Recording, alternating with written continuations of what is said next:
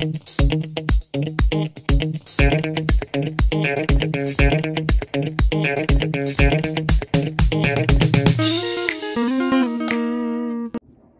there, it's me again.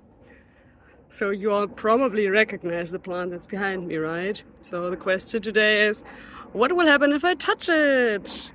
Although that one is too easy, right? So let's look at another question that might be a little bit more interesting.